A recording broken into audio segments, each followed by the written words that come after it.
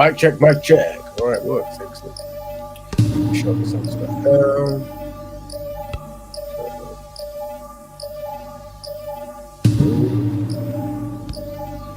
Move that away. That away.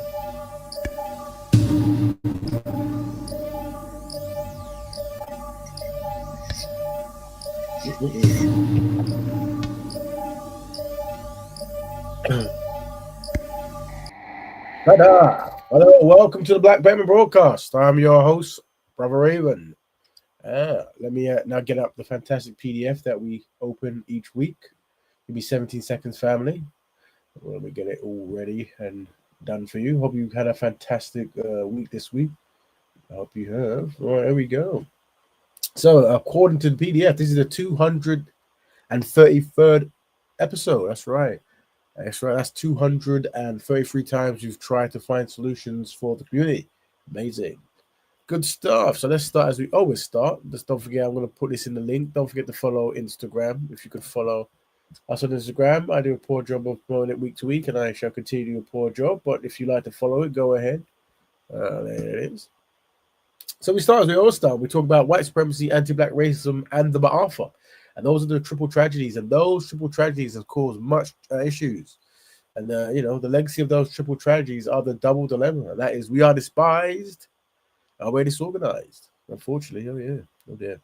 So that means we have to have a single solution. But what could that be? And this topic actually tries to unpack that even more. But the single solution is Black Betterment, which is a lifestyle of Black people continuously helping Black people. That's what it is. So this entire podcast is spent trying to, promote an idea, a way of living, templates of how to be constructive around other Black people, regardless of where they're from, whether they're local or global, all that good stuff. And that's what we do. And today's topic, we shall really unpack that because there is some dilemma going on in the diaspora, you see. So, what else? Let's carry on. We always tend to focus on Black families, Black economics, and Black health. Very important three there, the triple tribes we work on. Don't forget those. That's right. And we've sent the link out and people can always jump in. Now, this topic is high anxiety topic. So you definitely want to make sure you have the 4D values, which is discipline, dedication, dignity, and discernment.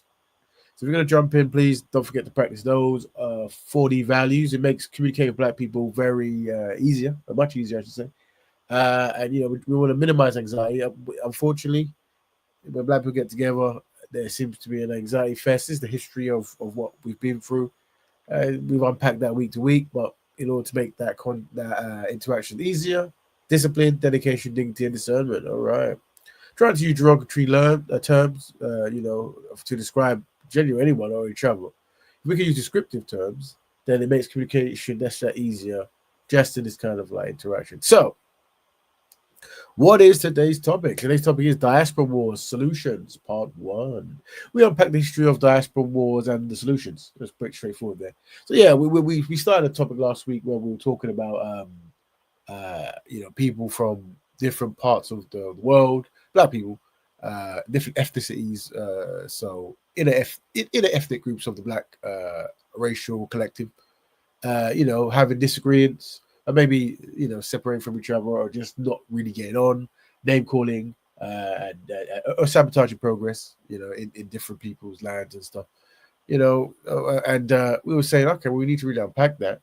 And how should we treat people who might be doing that or are doing that? And what is the solution for such things if we even need a solution?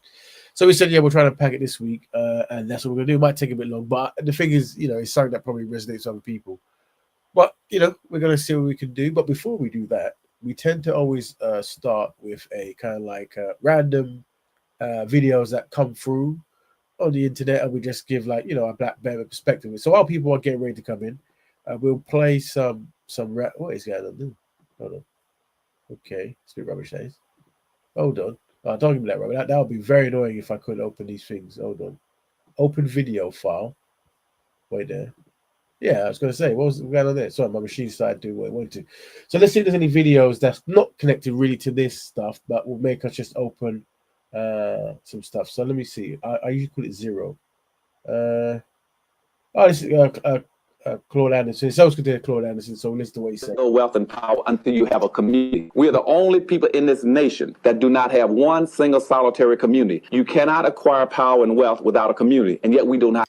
Very important, brother, to listen to as well. Also, something he said actually kind of chain reacted indirectly or directly connected to this kind of topic in some kind of way, and we'll unpack that as well. But very important, brother. Listen to what he has to say. Not have one single black community in America. That's from New York to San Diego. To have a community, you must have three things in it, Paul. You must have a wholly independent economic structure, just like you got one down in Asia town. Two, you must have a code of conduct on how you're going to treat each other, and how you're going to interact with each other, and how you're going to deal with each other and bargain with each other. And thirdly, you must have some form of governance that will control and regulate the behavior of people in your community and deal with other organizations outside your community. Blacks do not qualify on either one of those terms. We do not have communities. So consequently, without a community, you have no place to store your wealth, your value, your history, your culture, your employment, and your business opportunities.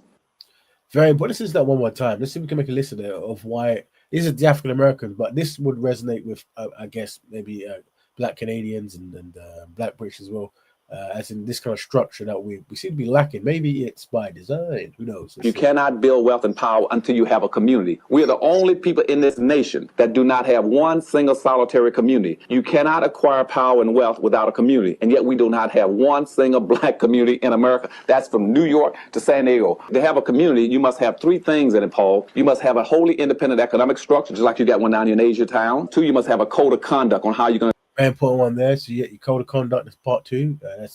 That's what we actually build here. We're building the code of conduct. Treat each other, and how you're going to interact with each other, how you're going to deal with each other. And that's very important because even though he's talking about the African American community there, we are going to have to use something like that for a more global concept of how to treat each other to minimize anxiety. Big up, brother Dominic and sister Melee Goddess. Very important contribution to the platform. With each other. And thirdly, you must have some form of governance that will control and regulate the behavior of people in your community and deal with other organizations. I think that's what it is. Governance is a bit wishy-washy. Outside your community. Blacks do not qualify on either one of those terms. We do not have communities. So consequently, without a community, you have no place to store your wealth, your value, your history, your culture, your employment, and your business opportunities. Big up, brother Claude Anderson. They're always important. Let's see if there's other random videos we can play before we let's see this DEI. This is in the Americas. Well, you know, they're shutting in the States. They're shutting down the DEI stuff. Are fifth or sixth on the recipient list of DE&I. White women are first. Hello. I mean, you know, 1, 2, 3, 4. We're fifth or sixth. What are we arguing about? Why are we arguing? Why did we get branded with DE&I? Like, knock it off. Stop it. Just stop it. We're hitting our face on somebody else's fist. I refuse to get punked. I think it's diversity, equity, inclusion, something like that. Not inclusion. I can't remember what it is now. But what is it? What's DI stand for again? Diversity, equity, and is it inclusion? Right? Yeah, I don't know. I'm gonna probably chat rubbish now. I hate when I'm off by sort of DEI. I should be right. Diversity, yeah, inclusion. My memory is not as bad as it was. I remembered. Oh yeah. So I mean, and the reason we bring it up is because obviously with affirmative action and this kind of stuff. Well, what happened over in the States is they would have these things that's meant to help minorities, and then they would use black people as the face of it, and then people would, I guess, say that's okay, but then there'll be a pushback, and the pushback is against black people and this kind of stuff. But actually, black people don't benefit from it the most. So it's also to remember, and that's usually kind of the games that usually play. Yeah, so it's not really it's not that I'm saying that the concept is not a good concept, but once again, it's just what I'm saying about trying to have discernment. In order to get other groups in, they will use black faces, and black people are like the face of oppression and you know oppressed, I should say, not oppression, oppressed.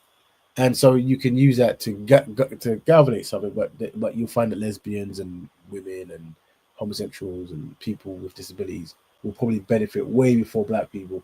And even when black people do benefit, you know, not that these are not black people, but black people who might be able to overlap in those other areas, like being lesbian or LGBT or disabled, which is, you know, those things then heighten it for them. But being black itself isn't really the push. That's all the data is saying, but that's what this brother is getting to. Let's see one more video that will start the show. Hope you tell your friends, tell a friend we're live. We're talking about Diaspora Wars today and how we can find solutions. But we're gonna. But this isn't. This is another American thing as well. Another American. This is a. Just to remember that collectively Black people have no friends, and also this video is very important as well. It all connects, everything connects, because it highlights what many non-African Americans can really fathom about the. Let me play it. I'll talk for it. There you go. Have surfaced of a phone conversation nearly a half century ago between President Richard Nixon and future President Ronald Reagan. The recordings were released by the National Archives, and they capture the two men using racist language. Here's White House correspondent Paula Reed. President Richard Nixon recorded himself talking to then California Governor Ronald Reagan in October 1971, the day after the United Nations voted to recognize the People's Republic of China. Reagan had phoned Nixon at the White House to vent his frustration at African delegates who celebrated the vote. Last night, I tell you, to watch that thing on television as I did, to see those monkeys from those African countries, damn them, they're still uncomfortable wearing shoes.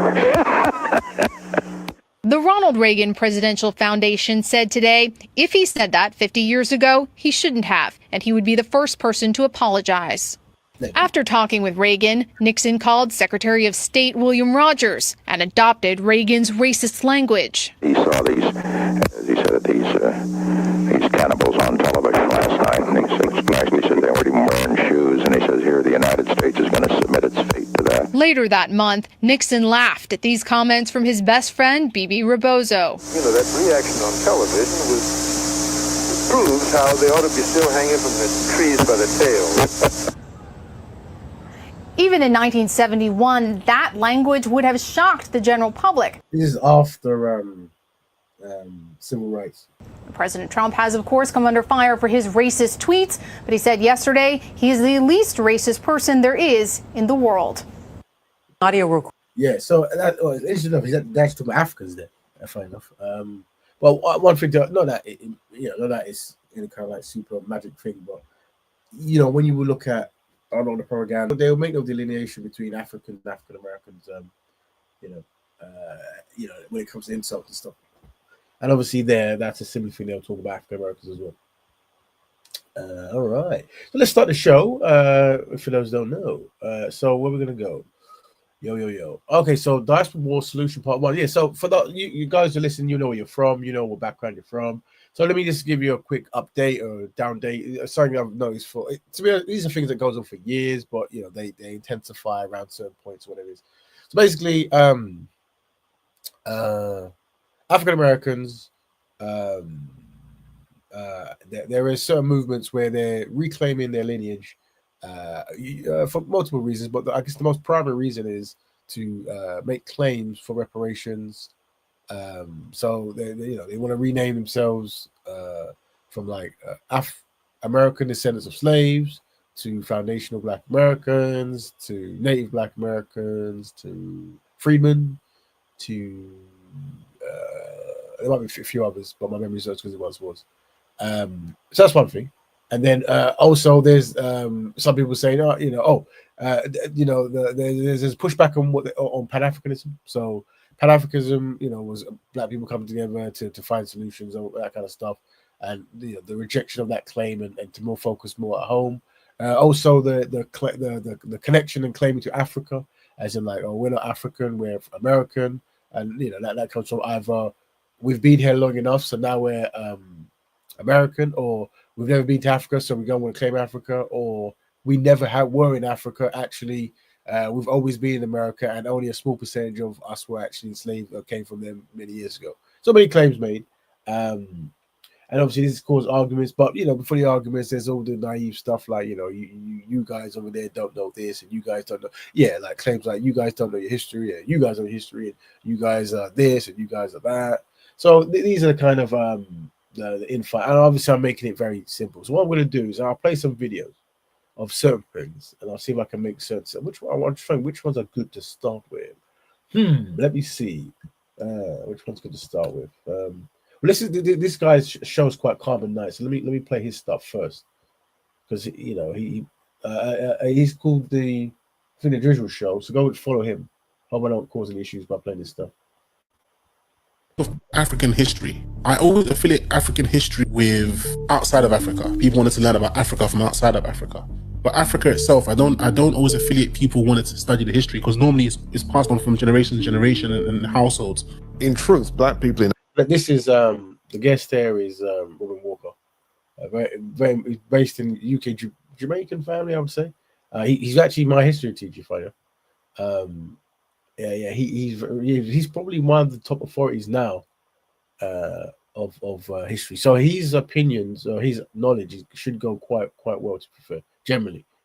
Africa need black history more than anybody else. You know, it's funny that you said that, because I've always thought that African Americans and Caribbeans understand African history more than Africans themselves on the continent. And I think it's because they make it an effort to study Africa, whereas I feel like a lot of Africans, I'm not saying all, because I've met some African scholars who live in the continent, from the continent, who do like to study African history. But I feel as if African Americans and Caribbeans take it way more seriously.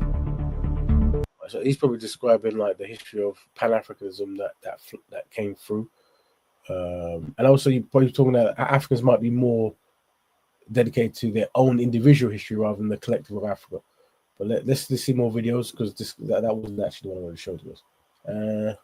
But you know, it's not labeled well. All right, this next one here. This one is African Americans are native. Yeah, let's say that one. The foundational Black Americans. I'm not offended by foundational Black Americans as a concept, because it's something that I've said Black Americans should have been doing this from time.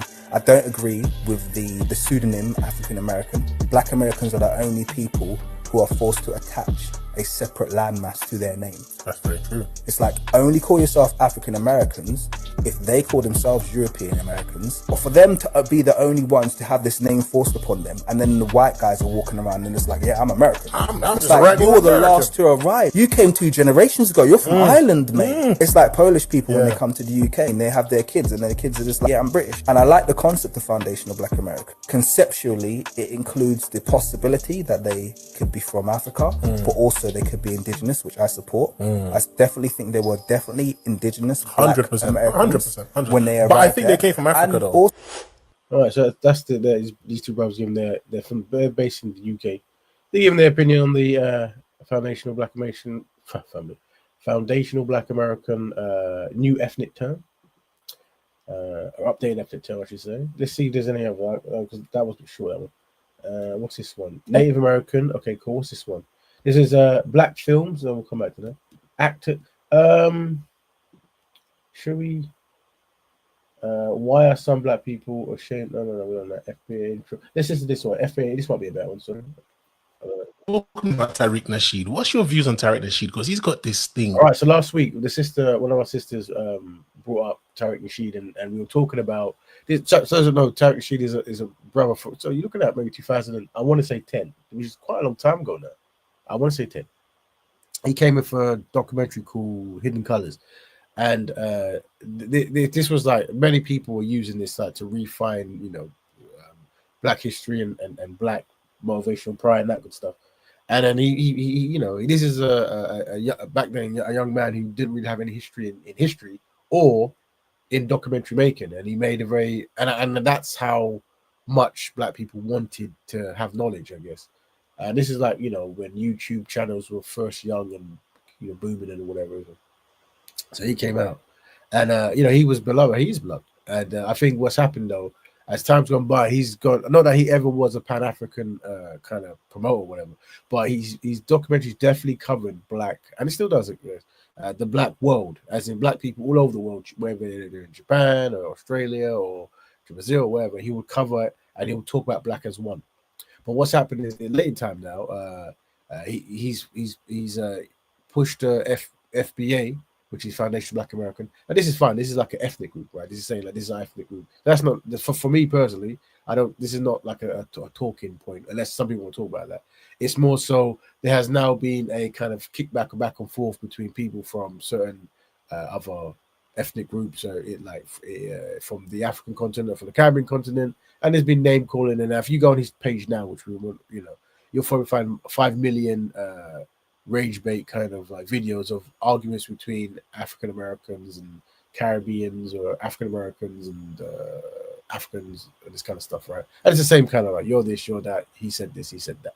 So obviously, this is what is. I guess this is what caused the discussion last week that made us say, okay, let's make this topic today. But this is the brother who they're talking about. Just give back context of just those who don't know. Called Foundational Black American. Yeah. What is that about? Because I feel like that's pure division. If I'm not gonna, it is. But I get it. I don't agree with it, but I get it. This is what it is. I think how we word things is very important. So obviously, people have their own, their own interpretation or understanding of whatever, or what might be behind, what's like someone's doing so. But if a people are saying they want to rename their ethnic group, and this is not it's not. This is what we want to call ourselves. Then that's one thing in it, and I think that's what you should treat it like. But everyone has their opinion about what is and what could and couldn't happen or whatever. There were too many black people from. This is a very important point. This is the point I was trying to raise last week, and it looks like Robin Walker it seems to be saying the same thing as well. Outside Africa, from outside America, going to America and playing the ass. And what it is African Americans spotted this and spotted that there's a consistent pattern. Black Caribbeans, black people from Africa going to America and being the ass. And what the FBA agenda is putting up a wall and saying, no, you guys can't be a part of this if you're going to be on that, raccoon train. When you say playing the ass, what? Because from what I know, a lot of Africans, a lot of Caribbeans who go. So this statement is probably part of what might trigger a lot of issues. I think it's a statement that follows. Let's listen. The way it's delivered. Academically, they're surpassing them. And also business-wise, they're surpassing them. So who was playing the ass? When they then use that to say, well, that means that you African Americans are lazy. Do you see? Yes. And then being on some right-wing conservatism, let's throw African Americans under the bus. That is true. Let's pretend that Jim Crow didn't happen, redlining didn't happen, breaking up of African American business districts, breaking up of African American families. The COINTELPRO didn't happen. The Iran Contras and then moving drugs into the black community didn't happen. Yeah. And there's a whole list of things continuing right up until now that the American government has done to African Americans. And so for those black people recently arrived from outside America, you all didn't face any of that. So of course you're going to be doing better than African Americans. Duh. Yeah. But what's happening is a lot of the people outside Black America don't respect that. And so while I'm not about division, I can't pretend to not know why Tariq Nasheed said that. Yeah. I can't pretend not to know why some other people are running with ADOS. What's that one? ADOS. American Descendants of Slaves. Okay. They're on the same agenda as FBA, trust me. But they're separate. Well, one is run by Tariq, one is run by somebody else. I think there's somebody else is Yvette Carnell, something like that. Then you got the black Hebrew Israelites. Then you got the ones who say they're Native Americans and they were there before. Sometimes I just feel it's like there's too many categories and too many groups to like really know what is really going on. There is, and my job is very, very much to bring clarity. I am the Black History Man. My job is to bring clarity.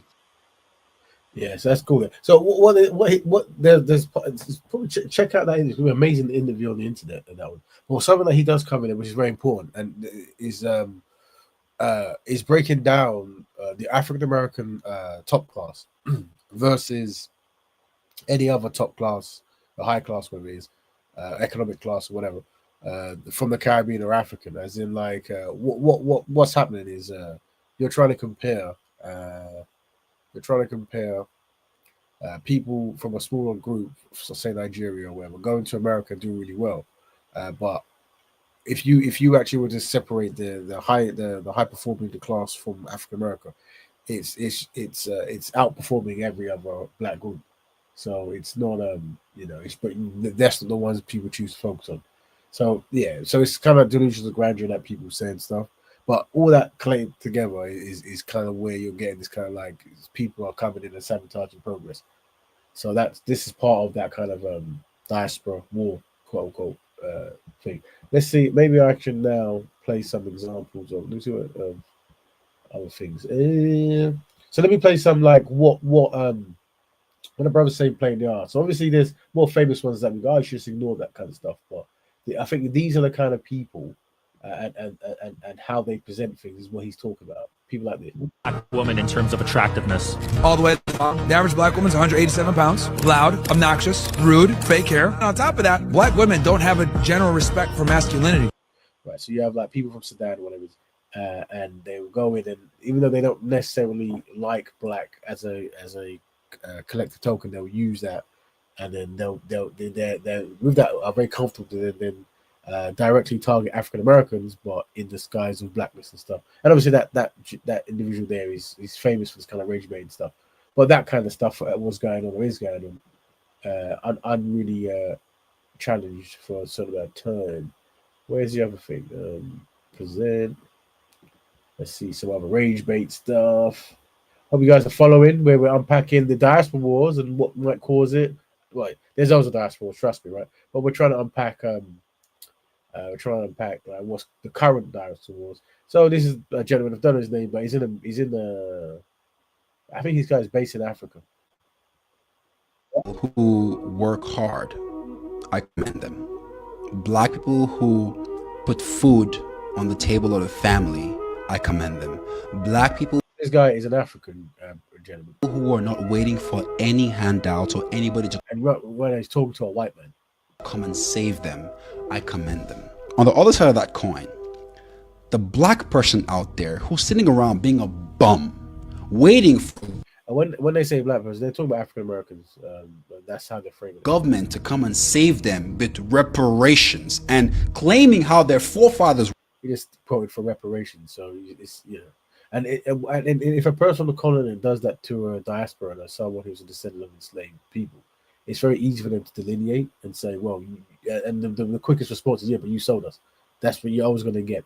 So, and this is what I'm saying, like lineage does matter and history does matter, but it also highlights the lived experience and the ancestral people will be what motivates them or what values they pick up very quickly. If you wasn't a descendant of enslaved people, you haven't lived in a area of different groups where one group is dominating the other, you don't really have much of a say. Now also, if you're someone who's coming from a country that is struggling in the area you are, and then you see the country that these other brothers are going through as a place of opportunity, and you go to the opportunity, we can understand why this is heaven for you. But what you have to understand is you have to always look further and think, well, why is the country I'm currently in going through so much challenges? And then you the further back you go, you'll see the same connection, the same kind of oppressed mentality.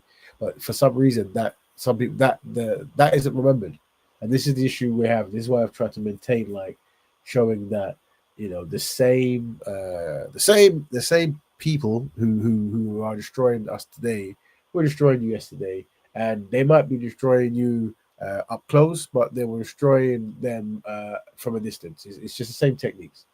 But once again, it's easy. Big up As Chronicles, big up She Reigns, big up everyone live in the house. We're talking about Diaspora Wars today. We unpack the history of Diaspora Wars and the solutions. We're listening to right now an African gentleman try to explain his thoughts on African Americans. Were slaves, and this has somehow limited their life. How many black billionaires do we have in the world today? Do you think they'll be anywhere if they sat there waiting for reparations or feeling guilty that because their grandfathers were slaves, now the world owes them something? Nobody owes. You never find these people like this be critical to any people who colonized their country or anyone who's done anything to black people in their land. They have all the energy for the descendants of enslaved people, and this is not the best. This is why they're easy to delineate from. You shit. And guess what? Let me actually give you a reassurance. You are not going to get any penny from anyone because of your skin color. So once again, understand what reparations is. You do understand that Japan got reparations. Ethiopia actually got reparations for Jews are getting reparations. It's something that happens, right? And also the African Americans, as well as the Caribbeans, but we'll focus on African Americans. You're looking at 400 years of free labor. So the death and the genocide, these are horrible things that we can't even quantify in numbers. But what we're saying is you've undermined the people for so long. In order for them to catch up, these are the only ways.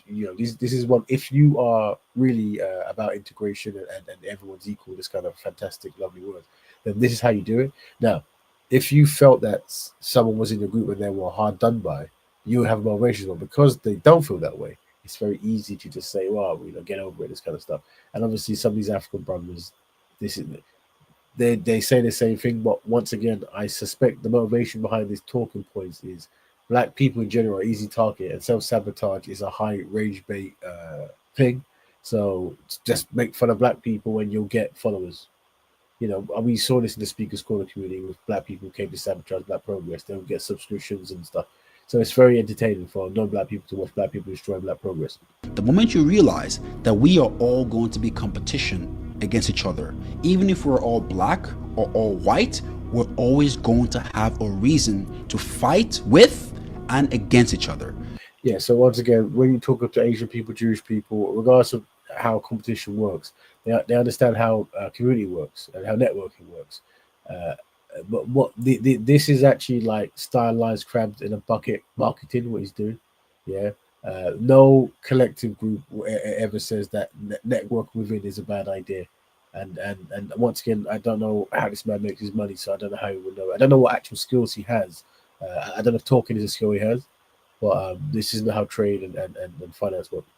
When you figure that shit out and understand that simple rule and dump the stupid idea of slavery as if only blacks were slaves, you actually... So that's, the logic that some of these brothers are dealing with. It's almost like me saying, my aunt was beat up just yesterday. And they go, well, you don't need to complain about that. Like, your aunt's not the only person who got beat up yesterday. And that doesn't make any sense, you see. It makes no sense. We're saying that the crimes committed, justice hasn't been paid from. And we understand your technique is if we can wait 1 day, 2 days, 3 days and not pay, we will. But we're never going to forget that. And that's what it is. And once again, this is we're unpacking where the diasporas come from. It's the ignorance, or I would say there's ignorance, but more so, I honestly think rage bait and clickbait and going against the easiest targets. If you were to go against Jewish people, you get shut down. If you go against black people, because we don't control algorithms, we're not unified in that kind of way, you can get more of a kind of like circular pain prescription going on. While you can't really get that for other groups. We've observed that already when certain people try to make Jewish jokes. Even some of the most richest black people of all time have lost all their money by making one Jewish joke. So we understand that there is more money to be had in black wars than any other kind of like black versus something else wars. Realize that your life actually starts to move. So let's see what he said before. So this is part. He said same guy said something else. Don't know who he is. I'm sure he has a name, and if you know his name, please let me know. His name is the fly around. What is it? It's Rage Bait, isn't it? It's the Rage Bait 2 or Rage Bait 1 or what is it called? Here we go. Number, let's say 2. So same to me. The same thing. Black people, white people just paid for it. So that and obviously that the idea, and that's why training yourself not to get angry, but to actually just make good analysis is important, because a lot of this stuff, by the way they deliver it, it comes across as rage bait. It really does. But what the individual has just said there is that black people sold black people and white people pay for it. But what will happen is the black people will say no. Africans sold black people, and then that's where you get I'm black, not African. Because if you try to go on the internet and you try to push the experience down to what you just said, you are motivating the reasons why black people don't want to call themselves African, you see. And that's why the solution that we push forward, very important, because you got to understand when it comes to black people identify as African, whether it's right or wrong, because it might be 1,000% right, and as a Pan African, you're 1,000% right. But before you can say it's right, it's actually a strategy. It's a strategy that Malcolm X and Marcus Garvey and many of the elders from the past, they knew that a unified black world is stronger. So what term to use? They said African, right? But when brothers do this or sisters do things like this, it's easy for people to delineate.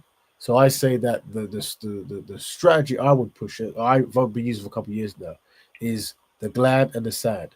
So whatever ethnic group you're dealing with who are unsynchronized, you go in that ethnic group and you say, well, they are glad Africans and they're sad Africans, and a glad African is someone that when that person sees another black person or African, they're willing to collaborate, they're open their arms, they're trying to reconnect, right? A sad African is someone that when they see another black person, they're sad, they want to lineate, they want to move away, they want nothing to do, they want to sabotage their progress. So that way we can actually make distinctions between those who are synchronized and those who are unsynchronized. So this brother, unfortunately, in his behavioral pattern, would be a sad African. So his opinion would be nothing. He'll be a South African person who hasn't educated himself on the arguments that he's making. But not that they're saying there's any value that he's going to bring, because right now, if you're unsynchronized, there's no reason to actually bring you anyway. But this would be a better way rather than attacking him as an African as a whole and saying that is a African standpoint. Also, it's going to sound something that I say, which might be a bit harsh. We were very quiet on the concept of being sold by Africans in the continent. Very quiet. It wasn't a necessary thing to bring up. What I use is I say, I have no idea who sold my ancestors, if it happened. I have no idea, but I do understand the spirit. So today, if a person is a sad African, I say they have the spirit of someone that could sell. So I can blame them for that action. So that way, it's a little mind game thing there for you to think about. Big up the family. We're talking about Diaspora Wars and Solutions. We're looking at what might cause some, what solutions to bring, and we're going through. We're going to unpack a few today. Hopefully, this is some education stuff. If there's anything I missed out, you could go, no, wrong, right. Right now, I am very solution based. So the motivation is to we're looking at from, I guess this is particularly more so from the African American or the foundation of Black American or the descendants of enslaved Americans.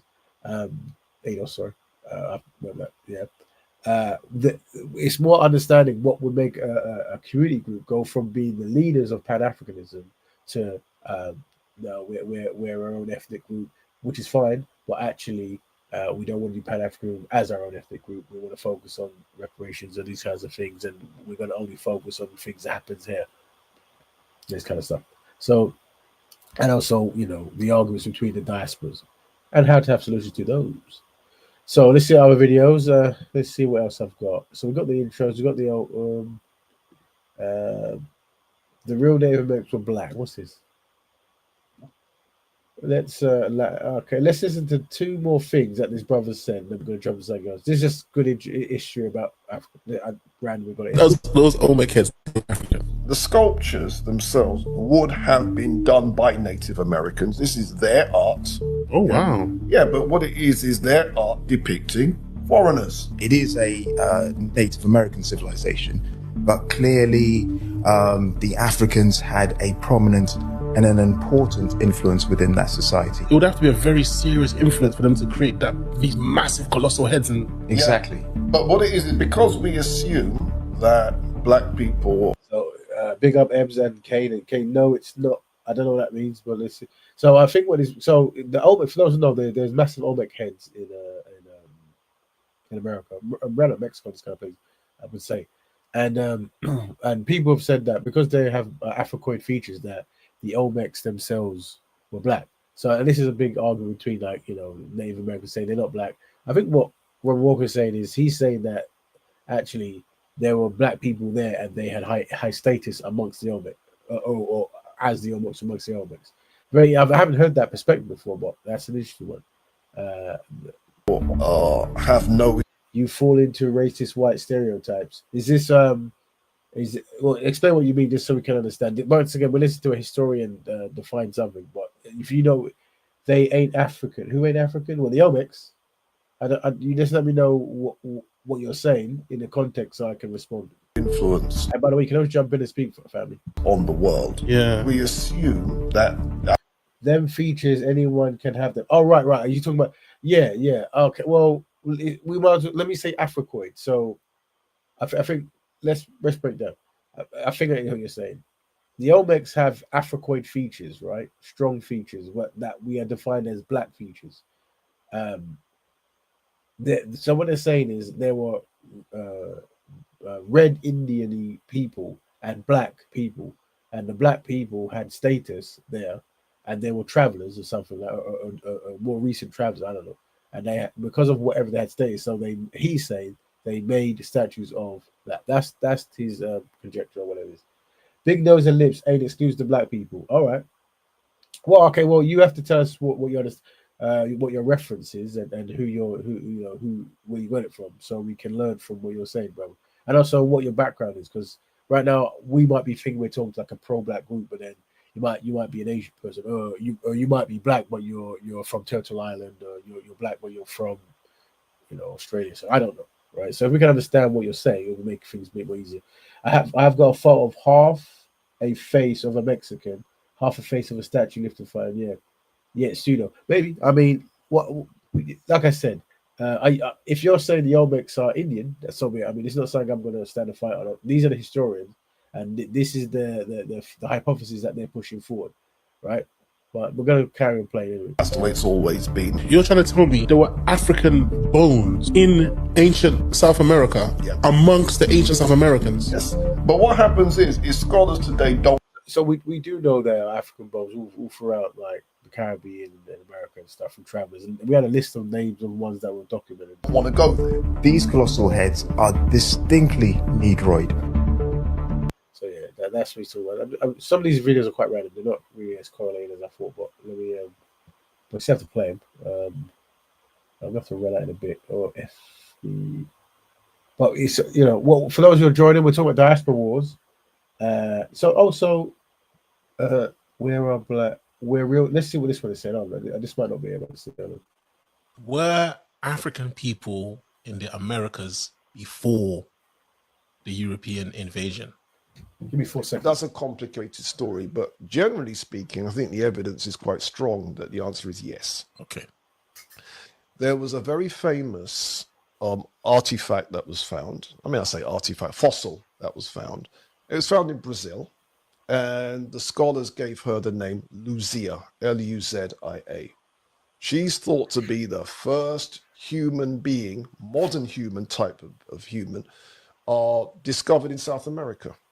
You'd expect her to have been a Native American, right? Mm-hmm. She turned out to be black. Okay.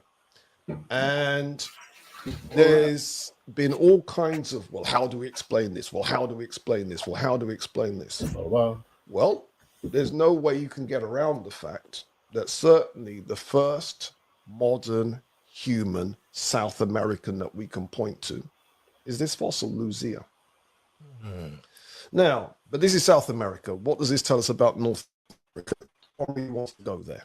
So I'm going to leave North America blank. Okay. Because Kane Black, if you let us know your ideology, we'll know how to really approach some of the things you're saying. Because we need more evidence to be able to answer that question. But the Luzia find is so Luzia is South America. Like, this was years ago. That's like the first Africoid bone of a woman, which is way before any Indians got there. But this is when the place would have been populated with less people. And what they're saying is Lucia would have then, her and her people or whatever would have been integrated with the red people, and then they would have then become eventually red because they have such less numbers. Should we say inconvenient? But you can't pretend it's not there.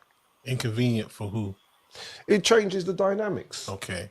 Because now, what does it mean if you call somebody a... So yeah, so you're aware of Lucia, right? And that. Hopefully that's a similar size to yours. Native American. Who exactly are you speaking about? No, so I think they said black, aren't they? So what they're saying is there's a person with Africoid features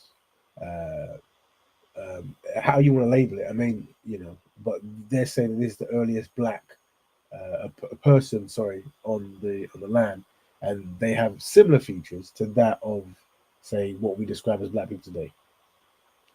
So it's Cheddar Black too. You talking about the Cheddar Man in the UK? Yeah, Cheddar. Well, funny enough, they'll show you images of him. They describe this as a black man. Read boats float from Ethiopia and South America almost identical. The cast was then given to Richard Neve of the University of Manchester in England, one of the world's leading forensic artists, to recreate her features. That to me is a Negroid face that has all the features that you associate with a Negroid face. The proportions of the face, it doesn't say anything about it being Mongoloid.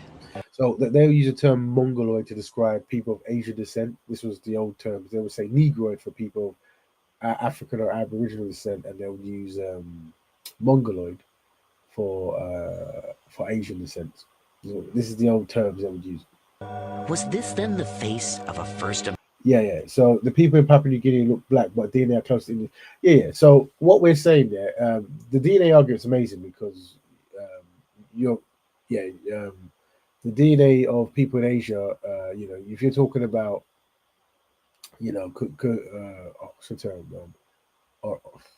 Aboriginal, all this kind of stuff, right? I think it's more basic level that there are people who have a black phenotype. So yes, the Papua New Guinean is perceived as a black person. They'll be treated as a black person, and even though because they left Africa 80,000 years ago, and their DNA has adapted here, and they're more closer to there. We would still include people of Melanesia and Papua New Guinea as black people, even though they have left Africa many years ago. We don't have to use Africa as the base. Maybe it's a marketing scheme to go to the base, but we would call them black people. So we wouldn't remove their blackness because they left Africa so many years ago. Them old terms are racist, yeah. So Caucasoid, Mongoloid, Negroid, Cupoid, a whole seven ones, and I think I can't remember the others. But if you're in the history of race, that was one way, and then there was technically like red people, yellow people, brown people, black people, white people. Black and white people are still used today because the marketing and money behind it was too much for them to give up. But other people don't use red, yellow, and brown. Not really. Brown, maybe, I don't know. Right. Yeah. K Black, you are a black person. I don't know if that's a secret, but you are black, right? Because Somalis and Ethiopians will tell you that they don't have Negro features. Well, no, because so this is what you're doing, Robbie. You're highlighting a great history that we've covered on this amazing show. But you're correct. Many Ethiopians and Somali will say that they're burnt-skinned Caucasoids, and there's a history to that, isn't it? And once again, if someone says they're a burnt-skinned Caucasoid, that means they're placing Europeans first, and they are a dark version of European. When we know history shows that Europeans have been, from a bones standpoint, on the planet for since 10,000 years or less, 6,000, right? While darker skinned people have been for much longer, much longer. So that branding comes from, unfortunately, white propaganda in East Africa that we see quite a lot, even in Rwanda. Those terms were kind of used with the Tutsi and all that kind of stuff, and you're closest to Caucasoid and you're furthest away from Negroid. Yeah, we understand that. For those who don't, please Google things we're saying, because although we're not going to, we are unpacking. We're not going to try to go have a science test or all that stuff, but we are unpacking Diaspora Wars. So, brother, we are even though we appreciate you and your pseudo calculator and stuff, we are trying to establish what is causing the Diaspora Wars. So if you don't, so what else we dealing with? Let's see, for some other videos. Let's see. Where are we? Rage bait. Right. So let's go to the. Let's see what this brother. This is African versus Umar Johnson. Let's see what he's saying. Follow Umar's reasoning. When Umar is like, because we tend to get lost in our own source. You know, we want some things to be so true sometimes, but it's just not true. You know, talking about, you marry a white woman is because you cannot love yourself as a black man. You have no, a black man must marry a black woman, and that will give you strength in blackness. Me. But I know fully well that every single politician in Africa is married to a black woman. Okay. And there are no worse people to African people than these couples. So Dr. Umar, Well, you can, I see the analogy, but we can also say that a person in Africa is more likely to marry a non-black woman, and the chances of it being someone from the historical colonization is very high. We have many black leaders in Africa who married to women from the countries that colonized them, and we're saying that in Europe you don't really see that. You don't really see many of them, if any, married to a black person, and when they do, they usually get run out of the country, and we saw that with the royal family, didn't we? So that sounds good to keep that kind of thing going. how many lashes do you think he would give you for liking Scarlett Johansson? I don't know. It's not as much lashes as I would give him, you know, for slagging off Sheikh Anta Diop for marrying a white woman, you know. Oh, okay. Do you think Dr. Umar does more harm than good to Pan-Africanism? You know, I don't know whether it's more harm than good. I just know that his theories sound white to me. You know, these black boys need to be more educated and trained. We need to train our black boys. That just sounds to me like the same ghetto racist rhetoric of unruly black teenagers. So this brother, all power to him. I'm sure he does good work in Africa, but I don't know if he's ever been to America. So I don't know if I think if he lives in a country where everyone's black, then his mind will be a bit different. But if you live in a country where there is different groups, and you're realizing that your group is struggling in many areas, then you're going to find solutions. And educating your own is a solution. We understand that Jewish people do this, so we understand that other groups do this because they understand how other communities who might hold a bias towards them might lack of educate your children. They need to be brought to heel. You know, they need to be trained. These black kids need training. They need education. They need some strong hand. You know, it's all slave mentality, whip the neck into shape kind of shit.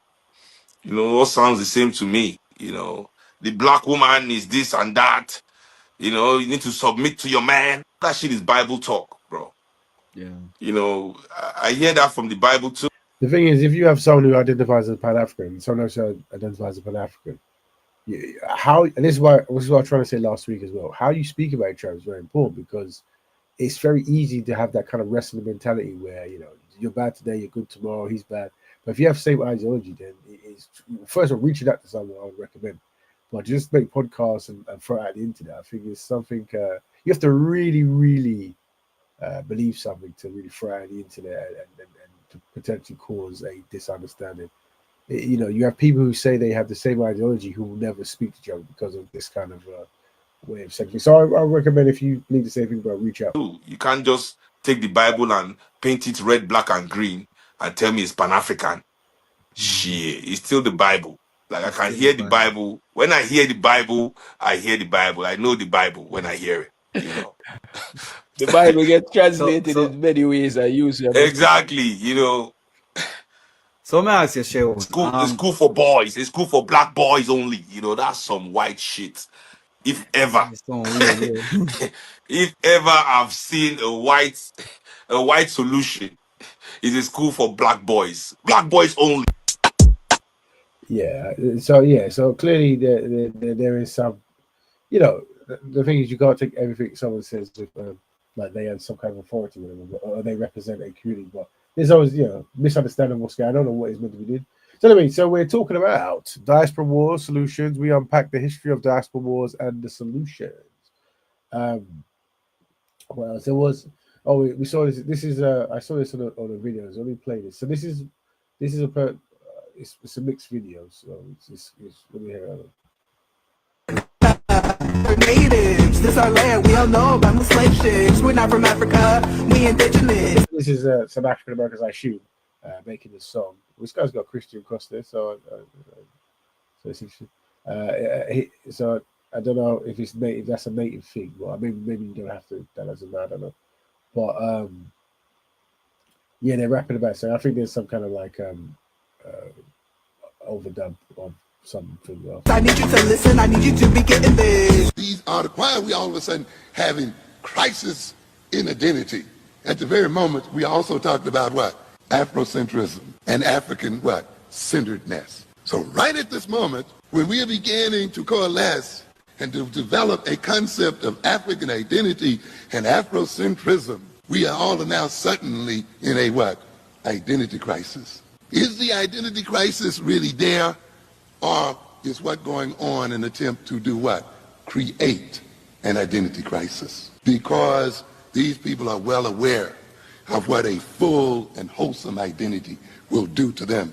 And they are aware that an African-centered identity represents the end of white power and of white oppression. Said Africans and you did not say Africans. I've been doing research. I said the very fact that you drop the R pronunciation means that you have a connection with West Africa. Because according to Dr. Lorenzo Dow Turner, that there are no T-H-E-R-A-R rolling R sounds in the West African languages. And you using this, that, them, yo, mo, and fo. You're not saying this, that, them, you're more, and for.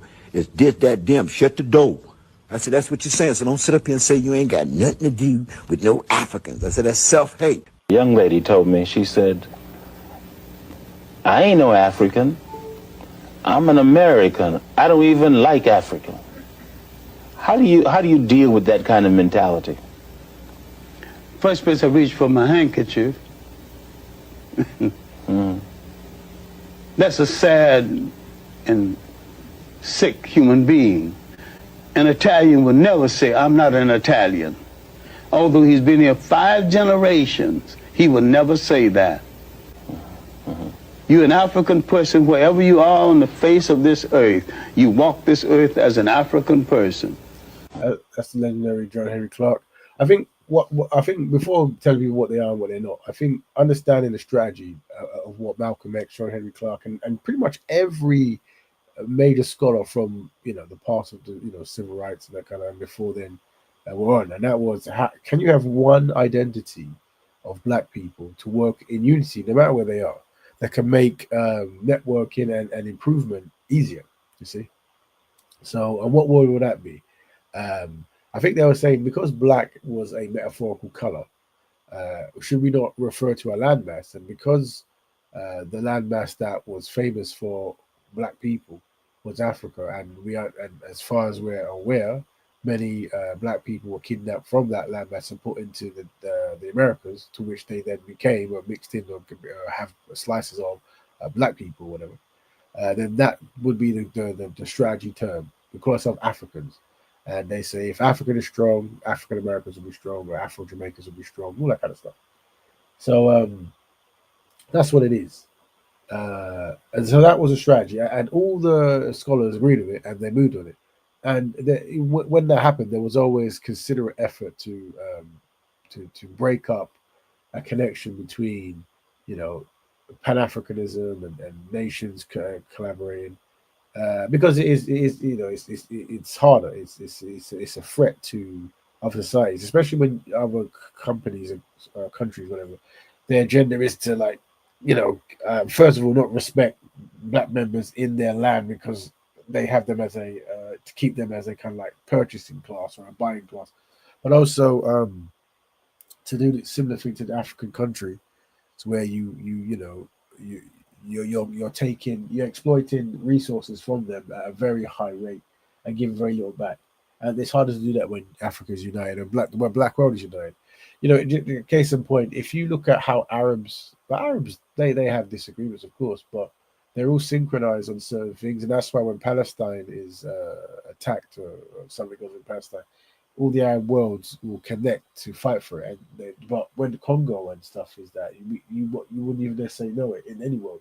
So that's what I'm saying, how unity kind of works, and why the strategy. So whenever we talk, we've got to think of what was the reasons behind certain things, right? And trying to be all scientific, like, well, technically they're Caucasoid, and technically 20,000 years ago there was no, that wasn't really what people were getting at. They were trying to find a political strategy to improve the collective lives of black people. So that's what it is.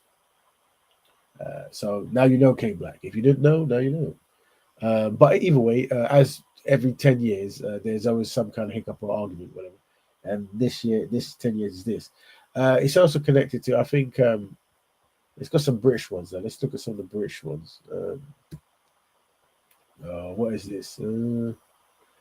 Let's hear some of the stuff. Let's see. What's what I say?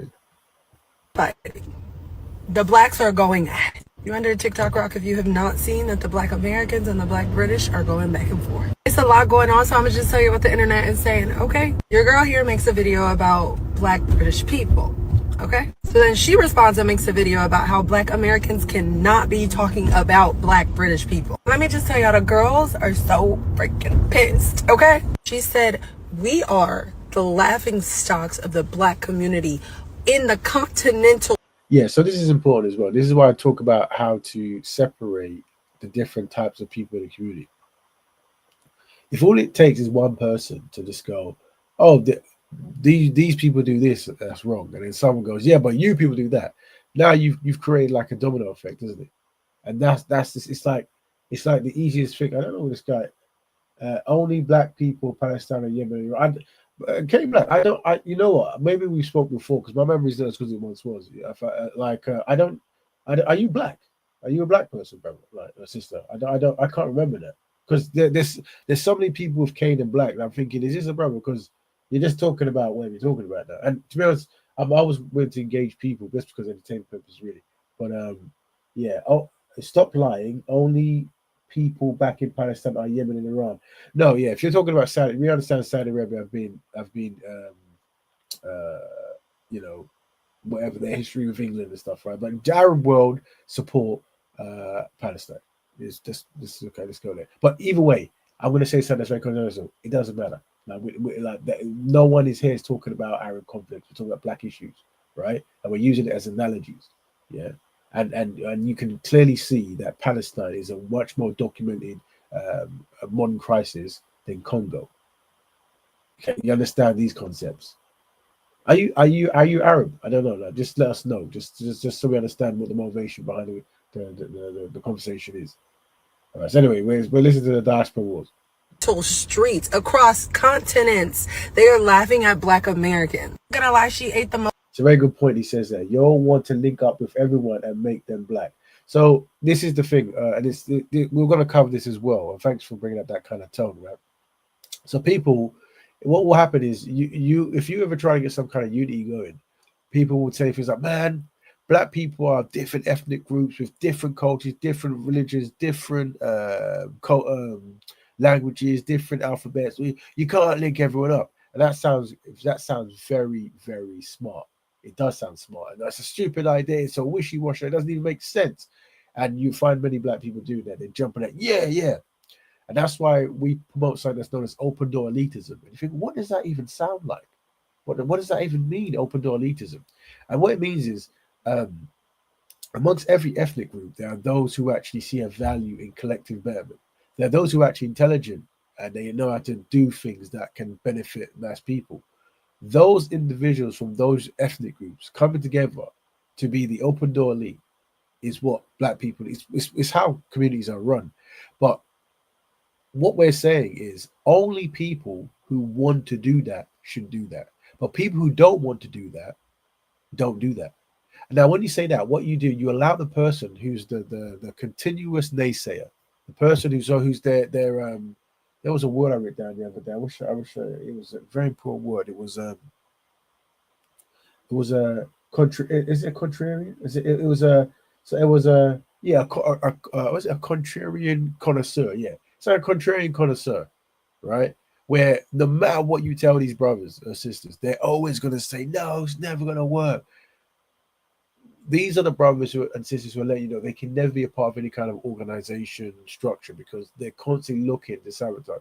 But if people understand, you understand that only a small percentage of people lead in a group. So you don't need 500 million black people to lead. You just need 0.5 anywhere from 0.1% to 5% of people on code working in unison. And we're saying that of all the many black ethnic groups in the world, from them, you're welcome to join and be that group. And that way, we minimize the funny talk. But of course, I'll read some of the comments just for time purposes. But of course, the Arab problem is going to be bigger than the Congo. Most people follow the Abrahamic religions; they don't care about Congo. Yeah, you can say of course, but what we're saying is a collection of all these of courses is connected to blackness. So it's up to black people to reverse that. So you can go, of course, poor people care about Abrahamic religions. Of course, poor people care about lighter skinned people. Of course, but this obviously doesn't work in black people's collective best interest. So the open door elite, there you go, there's a term, are working together to fix that. You see? Yes, I'm black. I'm from Grenada. Okay. I'm the person behind the black philosophy. Okay, there you go. Yeah. After do we play your videos there? But when I tell you my memory is terrible, yeah. I'm a bad guy, and you might. I need to let me check out because is that the Instagram? Yeah. Or page? Let me see. Oh, the family. So my memory is so poor in life that let me check, and it's just so I can follow. Make sure I'm following you on the. Because are you like, do you use a translator to speak or anything? Like, because you're welcome to, because I know some people use translators, so they can't really. Oh yeah, I'll follow you now. Here you go. Yeah, you're the black philosophy, black power, here to promote everything black, including ideas. So if that's your page, right? Business and philosophies. So if that's the case, family, what is your conflict with? Well, you said some comments there because you said, hold on. Here to promote anything black, right? And you're saying black, don't black mean descendants of sub-Saharan Africa? That's right. Black means the descendants of sub-Saharan Africa. That's right. Yeah. Oh, but you're talking about, yeah. So from this channel, descendants of sub-Saharan Africa is black, right? But because it deals with greater black, meaning that the Aboriginals and the Middle East were called black, they are included being allowed to practice black betterment in their lands because historically they were registered as black and persecuted under that term. Now, if you want the ideology to connect them to sub-Saharan Africa, we've already said that. Well, what you could say is these are like many people. They left Africa 80,000 years ago or 60,000 years ago or whatever they said it was. And because they stayed in land similar to the atmosphere of Africa, they retained the Africoid or the African phenotype. So because of that, they have been treated similar because they still retain that connects them to that land. That's the ideology you can run with if you want something just to make it make sense. But yeah, these brothers and sisters have been out of Africa for many, many years, generations, right? But we can still respect them and appreciate them as black. But if you don't, that's fine. We try to get clarity here. Work with what you can with what you have. Well, collective black betterment is what we've got. Hope that makes sense. Yeah, I follow you on Instagram. Bring up the page, yeah. And if anything that anyone does to promote black betterment or to promote black people come together and stuff, or just constructive stuff, we appreciate. Oh, what's the thing going, man? Hold on. Yeah. So anyway, what was that? I was probably saying something that sounded fantastic, but I forgot it. Anyway, so we were looking up. Oh, the British thing. It was a British thing, wasn't it? It was okay. So we looked at what we talking about the British stuff. So that's we're based in England, so we are here anyway. Let's see some other British apparently conflicts, whatever. We'll go. What's this one here? This one. Copy. Let's see that one. African Americans for a long time, and it's year 2025, didn't even know there were black people here. Oh, really? I mean, yeah. No, I feel you. To a certain degree. I mean, it's not something that people really think about. Yeah, no one did. That much. No one did, because no one knew that we were here. They genuinely didn't know that we were here. And when they saw us, obviously emulating you guys, because you guys have been given the biggest platforms in the world since the beginning of the entertainment industry. Right. Everyone knows. Some of the first biggest actors were African American. The biggest singers were African American. Biggest fashion designers were African American. In the black community anyway, it was always African American. So you guys were like the epitome of blackness. So everyone copied you, from Africa to Australia to wherever black people were. The South Americans in Brazil, you name it, they all copied African Americans. So a lot of African Americans will see us now and think, oh damn, there's black people over there, but then they see us acting like you and couldn't understand why we're acting like you. But what I just said is why. We had no other blueprint to who we were other than African Americans. So if you wore your hat a certain way, we copied it. If you wore your jeans a certain way, we copied it. If you spoke with a certain slang, we copied it. So this is what it is with the black Brits. They've seen all these actors like Denzel Washington, seen all these actors like Morgan Freeman, seen all these actors that have just basically been like just megalithic kind of like stars in The their top, eyes. legends, icons, yeah. And because the UK industry, even for the white actors in the UK, it's not that promising for them, let alone blacks. We don't have a scene like Hollywood. UK does not have a Hollywood where you know this is the place you go to make it. There's no such place. We don't have a one spot that you go to make it in the UK. We literally don't. Right. There's no like big Paramount production companies or, you know, Columbia. We don't have that stuff. So some of the biggest actors in this country, they're still doing TV series. I think that's probably leading to the question of like, I think there was some argument that, you know, black British actors are taking roles from black American actors and something like that. To bring up to King Black. Yeah, we do talk. I just checked. We have spoken about. I mean, you've spoken by text. We don't really speak like that. Do we? I mean, good. I mean, unless you know you're very private. I mean, you're always welcome to jump on and give your opinion. Yeah, like I said, the me waffling for many hours is fine and stuff, but generally, the basis of this show is for black people to come and have a constructive, if possible, discussion about challenges. And I merely cheer and then throw in the black band ideology just to make sure we don't, you know, argue and fight, which is usually hard. But that's the concept of the show. So, but I do understand it takes a lot to jump on and give your opinion, especially when people shoot it down and all that stuff. So that's fine. So we say, I don't believe that I've seen too much evidence going against it, and that causes diaspora wars because a lot of people want to be ABA. We said ABA, anything but African, and ABB, anything but black. Those are the two things. Yeah, that goes on. One thing I would say is because of the high anxiety and the rapid challenges that happen at the speed of light. Let a person call themselves what they want. So if they go, I'm not this guy, that's fine. But you establish that. But you know, you do see a connection between this and that, right? Okay. So even though you call it different, you see a connection. Well, there's a movement or a concept where we try to be humane and work in tandem to make sure that people who have a similar kind of connection to this thing, Africa or black or whatever, is doing okay. Because I think sometimes you might spend 20 years doing something. And people that got the Americans first are highly mixed with other groups. That's right. Well, the thing is, the admixtures of anyone in the diaspora is always going to be very, very high. But being a product of people who've been kidnapped and colonized and thrown across many years, you're going to have admixture in it. And that's why they say descendants of the slaves, because that's what comes from being a conquered people. Is what it is.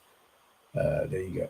So listen. So yeah, what we'll talk about here was also the diaspora. Our UK actors taking the jobs. I think the overall goal is to try to, and I think they've got that with Tyler Perry and you to an extent, but you want to get more of that where you're creating so much. You have your own kind of like production company that you're creating so much more movies, media products that you need a wealth of black actors. So you're not going to necessarily notice if you know where they're from because everyone's eating.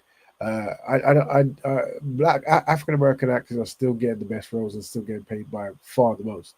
But I think what it is I think a lot of African Americans in general are very surprised to find out when someone they thought was African American wasn't. That's because they're good actors. I mean, all across the world they're great actors, and actually one of the job of an actor is to convince you there's something they're not. And there's a lot. Well, Americans we've seen the best American actors because we know them because they're famous. But the ones who like from England.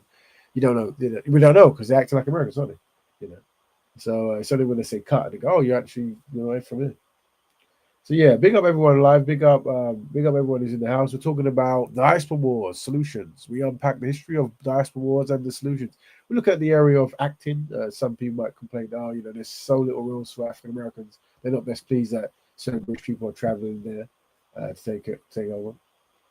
We're saying if that is true, I don't know if it's true, but let's take it for true because if it's made their claim, the goal is to make media companies where black people can actually get more, kind of like Nollywood, really developing Nollywood so the products can really be more expanded and have different target markets and then they can really tailor the production to the needs of whatever clientele they're doing internationally. And then you'll be hiring people from all over the diaspora to work in that, having Nollywood network with Tyler Perry's company, and working together to make the product as best as possible. These are solutions. I know that what's his name, the brother, Luke, not Luke Skywalker guy. He good brother. He was saying he loves black women publicly. John Bodega. If I said his name wrong, shame on me twice. But he was in Star Wars as Finn. But yeah, he was saying he wanted to start a production on Ethiopian and Nigerian kind of culture or something. So I heard that go, which was good. Let's hear what this other thing, what this guy say. History, all of that. Do you have actual qualifications on it? Yes. Which is? I'm a black American. Like, what? That's not a qualification. Is that the real Keith Lee? Get out of here. Don't tell me that's the real Keith. That can't be. You're trolling. Do you think African Americans are superior to black British people? Bro, where the fuck is this question? Hold on. This live stream is one of the most exciting live streams I've done so far. This was crazy. We got to meet so many different people. All right, Keith Lee. Hold on, yeah.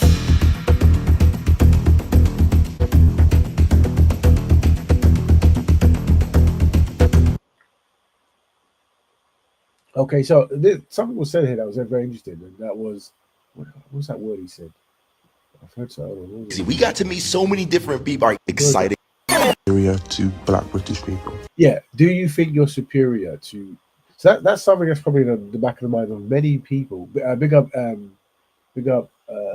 the new people in the house. Big up Ebs. Big up Chu. I'm saying it wrong.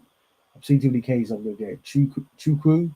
Shame on me because I'm slow, and everyone else. What I was saying. Yeah, that some people they develop that kind of like not even, I don't inferiority complex. Yes, like do you think you're better than me? That kind of stuff. When someone says that, you already know where the conversation is going or where it's in their mind. Telling an African American you don't know about your history, that's you don't do that. That's not cool. Black Americans have main character syndrome due to their particular historical context and American exploitation. Okay, exceptionalism. I'm saying that wrong. Exceptionalism. There you go. I have to put my glasses on. Okay. So how we word things is interesting. Like, when we speak, do we intend to have unity in what we say, or do we want to continue the domino effect? So just say that this is what they are, this is what there is. I think sometimes we also forget that a country or a people come with a diversity of contributions in it. So the African Americans, there are many ignorant people there, of course, but there's also like the maximum pioneers of concepts of unity, global unity. You see what I'm saying? Also, like the pioneers of teaching history outside of America and Africa and whatever it is. So we got to remember that the community in African America are many things, not just the argument troll on Instagram, whatever it is. No, I'm talking about a mixture from early humans ain't Homo sapiens. Okay, cool. Yeah, you're talking about Homo sapiens, Homo Neanderthal, all that Homo. Sure, I mean, yeah. So, it maybe there's going to be a mixture from different groups. That's fine. But today, people judge race by the phenotype they see, right? And you go to the lineage of technically this person here has got this and this person's got 20% of that. They're still judged by. We use the free lines analogy here in the UK, right? In the UK, the football was a huge thing here. The sport was invented here, so they say. At least the rules were collated together and forced there. But there was a time where basically there was there was, I think, the European Cup or some kind of cup, or might be the World Cup. I can't remember. My memory is rubbish.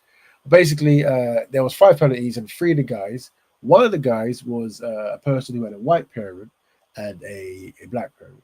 One of the guys was a person who had two black parents from the Caribbean. And one of the other persons was a person who had two black parents from Africa. So these are the three breakdowns usually when we talk about blackness. Like we have people from Africa continent, a person who was from the diaspora enslaved continent, i.e. the Caribbean or African American. And then we have someone who's a mixture of one of those and a non-black ethnic group, right? And those three people, they stepped up to take the penalties and they all missed. And the racist comments that followed, they didn't need to make a distinction between the unique admixtures of different lineages, cultural norms of the three, what they defined as black. They were all N-words and stuff like that, right? And that's the challenge that people face in the land they are, because people judge your phenotype. They don't necessarily ask you for a DNA test, not all the time, right? Yeah, you know it. Oh, Shaka and that. Yeah, you remember that one, yeah. But this was, people would ring me saying, make sure I don't leave the house and I carry this and other people, because allegedly they were attacking lots of people on the streets and all this kind of stuff, whatever, black people, whatever, right? And this happens, when a black person does something at a certain level, allegedly, whether it's sports or not, there are consequences. So because there are consequences, we think it's a waste of time black people to argue about certain small things. Okay, how do black people create a defense mechanism or a survival strategy amongst the collective of black people? We don't argue about who's black, who's not black. We've got our working metric, and we got it, and that's what it works. And I think one of the things we established that, and this is where it shocks a lot of people, it's part of being collectively inadequate to do that, as in really focusing on things that don't really mean anything. Trying to dig up ancient bones to find out who's in what group with us. So we know that black people are being, they've already got the what's it called, the IC3 test there and stuff. You're already registered as black. Whether you're black Caribbean, black African, or black a mixture or whatever, yeah, they got you as black, and that means that you're on the database. So how does that community work together? And we're willing to network with other black people from Canada, Africa, you name it, right? But once again, that's why open door elitism is very important. For those who listen, write that one down. It's a very, very powerful tool against unsynchronized trolls and stuff, right? It's because what will happen is, whenever you try to find solutions, they will try to find a reason why you can't have solutions. So you go, well, the truth is this solution is only for those who want it. And every ethnic group can submit a person to represent their ethnic group and be part of the small open door elite. And that really is how solutions are won. You have a small number of intelligent people working for the benefit of the beloved greater number. But you can't expect everyone in the greater number to join in, and this is going to be very shocking. They're not smart enough. And people go, you shouldn't say those kind of things. You should. What you want to do is we're dealing with psychology now, right? What you want to create a club, right? And the club is for the greatest, right? But it takes commitment and determination. And then when they tell you they don't want to be in it, they are letting you know they can't be a part of that club.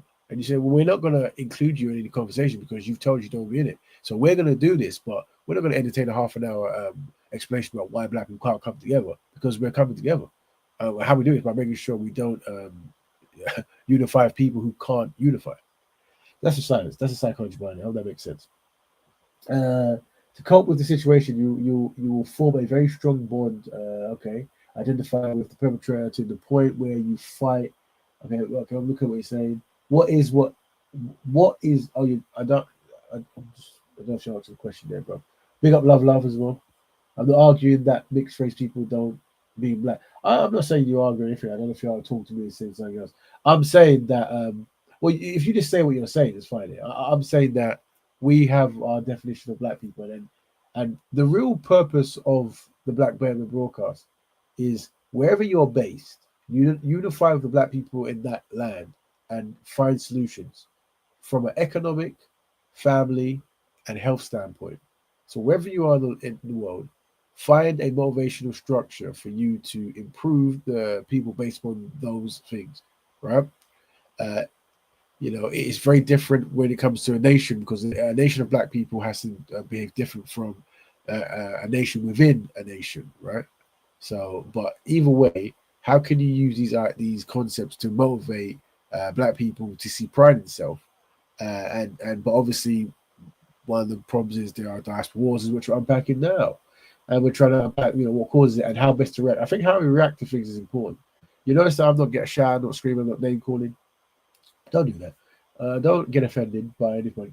And people wonder, like, how comes when people troll you? How comes when people constantly say nay, you don't get angry? Like, how is this done? I can tell you, but it might shock you. And one is to accept that collectively, black people have no friends, and collectively, black people are inadequate. You see, like when it comes to operating as like, if you know black people are inadequate, if you know that we struggle to find collective purpose because of the history of train us to not do that, you see. So when black people were conquered, colonized, whether they were left on the continent or left taken to a new place, it was part of the process to break any form of any dependency on a collective concept. So like that's why reading, reading was an issue because you can organize under reading. That's why it was important that the religion given to us had to be a version that was from another group. So even if the religion itself might have originated closer to where we were from historically, there had to be a redone version of it that where certain ideals were looked at more from a perspective of an outside person rather than inside person. And 400 years or whatever it is, or even 800 years, depending on where you are, of all this kind of stuff has really contributed well to black people being self-hating. So when you look at why black people are so easy, it's never going to work. We can't be friends. Fight. Well, I'm not from there. I'm not from there. It's because the work was really done well. Like Chinese people will never say, I'm not from China. They go, I'm from China, innit? You can tell I'm not from China, whatever. But I've just been here for a long time. But because we've been separated so much, there's no connection, and there's no and you have no connection plus hatred coming from one side, hatred coming from the other side. It's very easy to delineate this kind of stuff. So rather than not understand that, we have to try to create the concepts where we're creating real experiences of unity. So it's like rather than saying, well, they don't know us, we don't know them, let's create the environments and the invites for us to talk and actually build. You see, you create it. So it's good to hear about ancient times this way, that's great. But really, today, we can actually form a unity today. So in a room today could be a Nigerian man, an African American man, an Ethiopian man, and today we are doing something. And this, what we're doing is called Black Betterment. And then the products and the culture and the history, it's now historical, isn't it? It's now a historical thing. So that's what it is. There you go. Where are we? Is there any more videos for me? I think I've posted. I think the thing. So you should be able to click and jump in. I reckon. Yeah, you should be. I think it's stuck to the top of the pinned. I think it's pinned to the top. But if not, you should. You always. I mean, I'll post it again now. But you're always welcome to jump in and we're talking about Diaspora Wars, so you can give us your opinions about Diaspora Wars. We try to be constructive and solution based, but I don't want to waffle all day. Where are we? Let's see if there's any other video. And there's tons of videos, but I just decipher which one to use is man. Hold on. We are not what? Okay, no, that one. Copy who? USA? Nope. USA 2. I think we done that one. Black American. We'll come back to you later. American history. No. What about that one about hip hop? So this is I have to really. We said it a few weeks ago, but I'll do it again. Latins and blacks. Let's do that one. So this is also something happening really. So basically, for those who don't know, there was a big hoo-ha a few weeks back, or whatever it is, ongoing, that African Americans and Latin Americans created the hip hop culture 50-50. So Fat Joe was saying, and this caused Black Americans to say no, and it caused, and it also started to include like Jamaicans and Barbadians and this kind of stuff. Black. Bajans, not Barbadian. Well, you said that Fat Joe is disrespectful for saying that blacks and Latinos created hip hop 50-50. Did he actually say 50-50? Yeah, I mean, a lot of Latinos were around, but you can't say 50-50. Not at all. Not at all. You can't even say 90-10. Puerto Ricans, do you feel like they played a part in creating hip hop? Absolutely not. The influences were our parents' music. Like it had nothing to do with any outside people, and any individuals that might have been from those places did not bring that culture to hip hop. They had to act black in order to assimilate to hip hop culture. What are your views on this? Because I personally, I look, the way Mr. Walker has described it to me, I get the FBA. But I think sometimes there must be extreme sections of their ideology. Some people must have some extreme views to just cancel out everyone and just make it FBA. Do you think that's what's going on here? Or do you think that is true that it was only African Americans that created hip hop? I think what's happened is that people are adjusting their position. This conversation has been going on for, I think, over a year. I think the first time we were on here, it had come to some kind of resolution. But I think what's happened is that some people are exaggerating certain things. I don't see how you can take it away from being, unfortunately, FBA is a politicized term. So what I'd like to do is soften things and just talk about, is it a African American art form, or should we claim that it's not really African American because there were Puerto Ricans there? I've had many conversations with Robin about this because Robin is a jazz head and we're both into music. And so we've talked about it, and I've come to a sort of like conclusion and a position, which is that it has to be viewed as an African American art form. Why do I say this?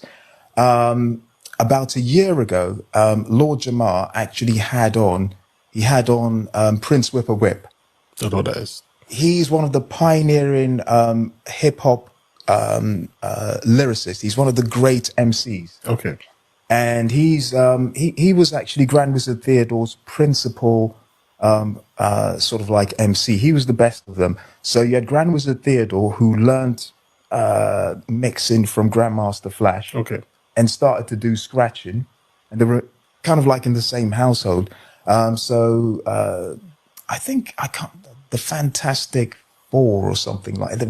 Always had these kind of names. Furious Five, Fantastic Four, that kind of stuff. All that kind of stuff. So he was on that program with Lord Jamar, and what Lord Jamar wanted to do was to get a whole load of the early artists to basically get to the bottom of how much influence did the Puerto Ricans have in the early phases of hip hop.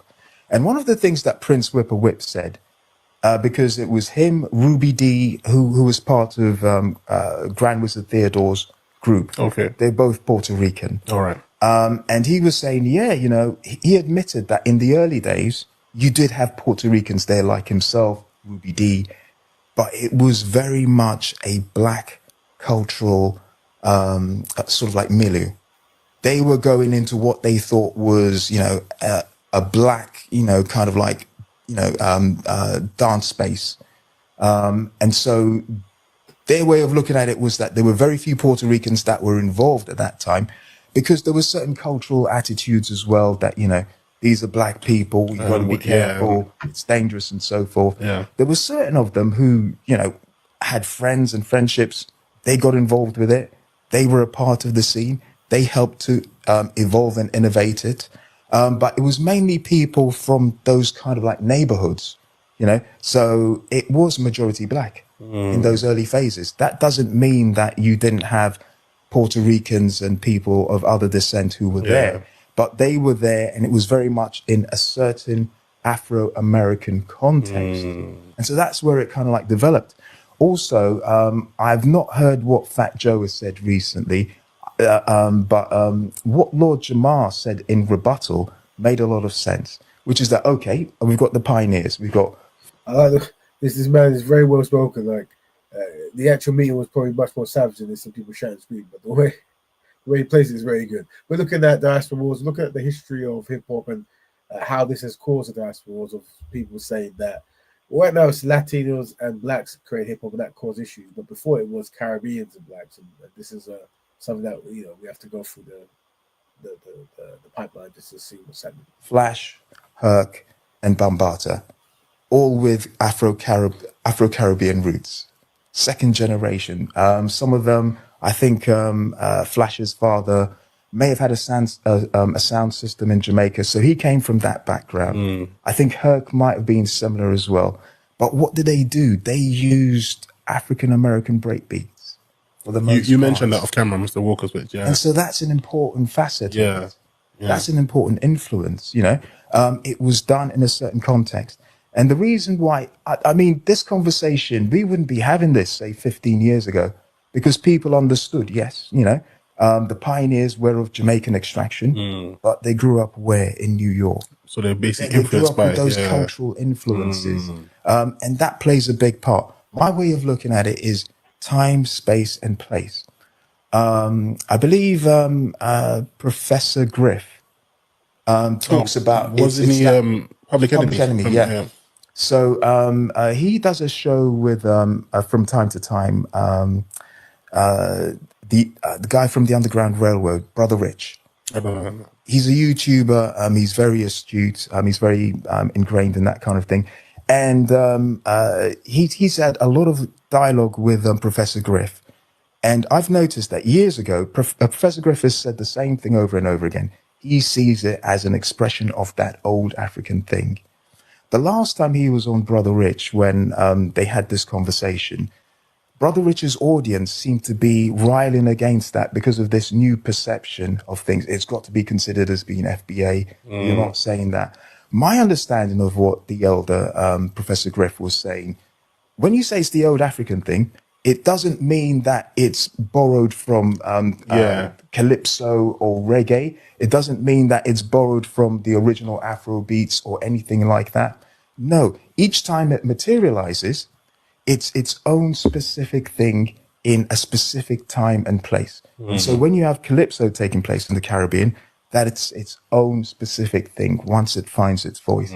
When you have jazz, it's its own specific thing.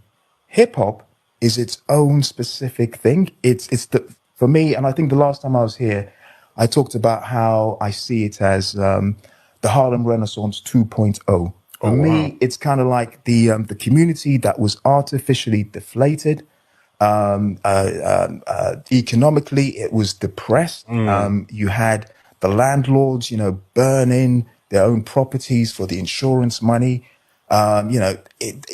It was a reaction to what was going on in Harlem. But you have to be careful though, at because that time it was a reaction, and the people. I believe that it's that old African thing. They had nothing, and look at what they created out of nothing. You have to and be it's careful. the same thing. The reason I'm saying you have to be careful. Time, Sorry to cut you. Space, and place. You're not going to cut me. No, please.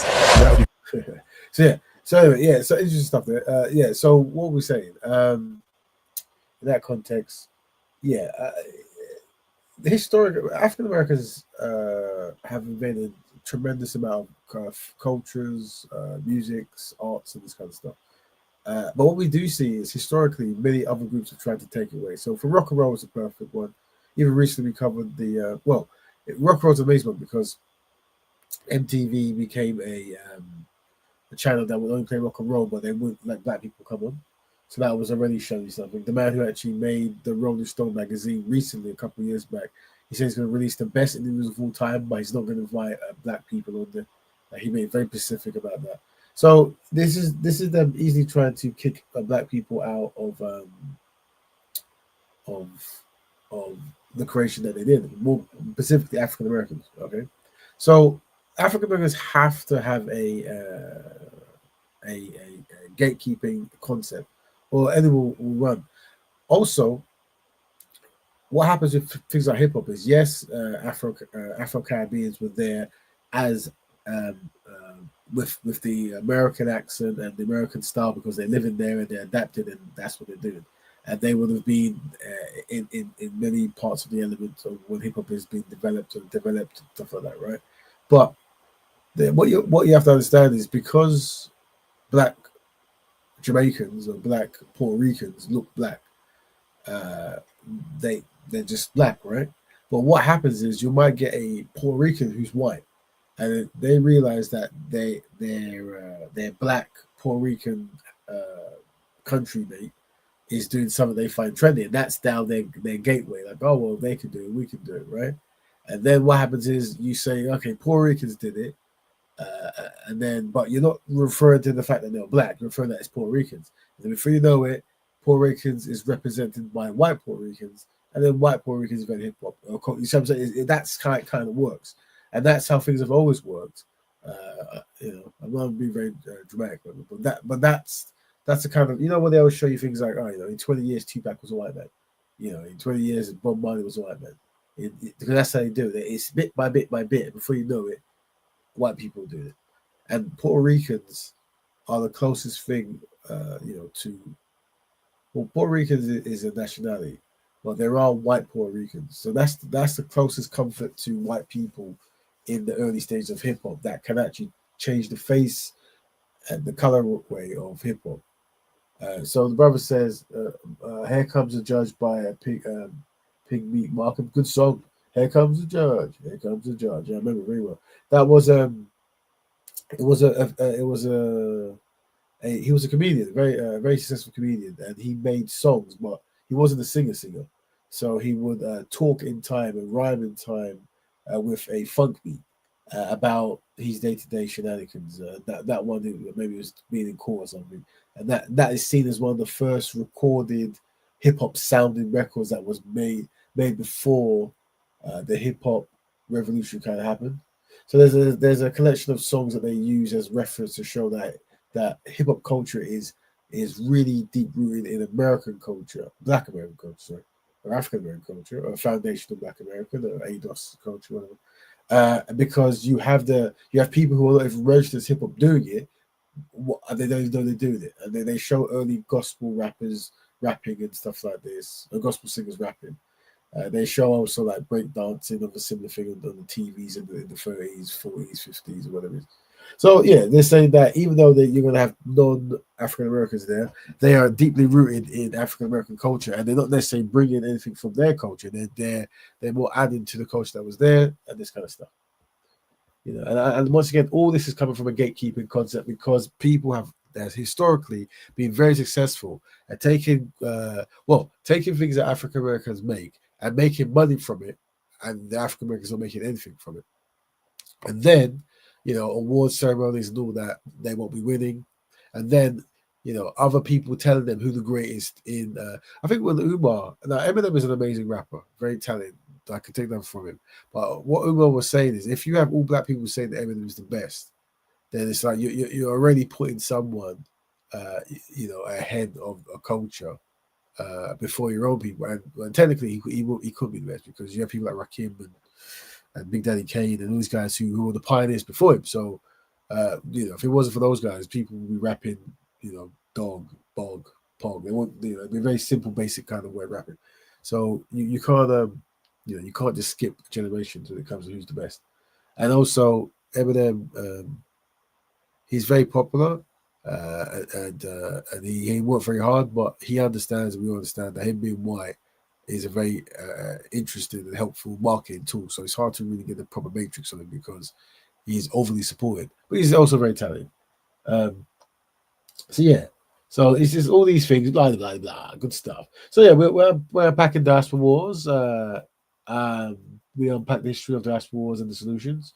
We're looking at videos. We looked at actors. Are they taking the roles and solutions for that? Also, what motivates Black Americans to delineate? Hold on 4 seconds. I'm going to play one video while I check something. Hold on. Da-da-da. Let me see one other one that I can play while we wait. The comments and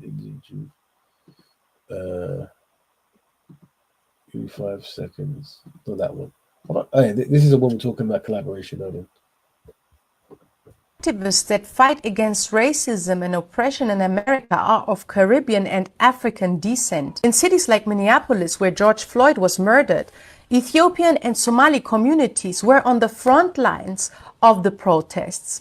And even in Ethiopia, I was in Addis Ababa at that time, Ethiopians came together to mourn the murder and the death of George Floyd and came together in solidarity with their Black brothers and sisters in America. The idea that FBAs were left to fight alone ignores centuries of African and Caribbean solidarity in Black liberation movements and is simply not supported by history. Right, so that just I think Tariq Nasheed actually posted that.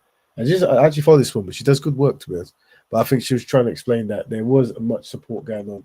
And I think that we should really check, if we check the comment section, the African Americans are not really convinced by that, to be honest. So very interesting. But that's something that we should really check and stuff. But There is a history of the Caribbean and African Americans actually fighting in the Ethiopian War. There's a big history of that. There's a history of helping out. So I think even pilots as well. And what the sister's saying though is there is. I think they are saying that unfortunately they're not really feeling that kind of. Let us see if I can find this page. So we'll read it. We'll read what it says. Let me see if I can find it. But for guys, we're talking about Diaspora Wars. Let me find it on the Instagram. So yeah, we're talking about Diaspora Wars. We unpack the history of Diaspora Wars and solutions. So we're looking at what might cause them, so it takes so long to find some things here. Here we go. So let's see if I can find this thing. See these guys? No, you see, he doesn't post that many things, so he's there. So let's see if we can read the. I've actually made a comment myself. So I said I'm actually covering it today. Right. Let's see if I can share that and we can read some of the. So we're going to read what how they view. How do I share this? Present. Stop screen. Yeah. Stop. I think it's that one. Oops. Share screen. Share, and then we can do an individual window. That'll be better. Oh, I think yeah, that as a tab. Share. Is that right? Yeah. So that means it's been seen. That it's. So I click on there. Oh, it works. Yeah, it works. So can I see it? No, there. So if I click on that, I don't know if when I scroll. Let me move this out of the way so I can see both scrolling. And let's see if that works. Yeah, it should work. There you go. So yeah, so this lady's saying that and I'm sure she's right, but so it's saying lady saying telling lies, swatting flies. That's not nice for the saying.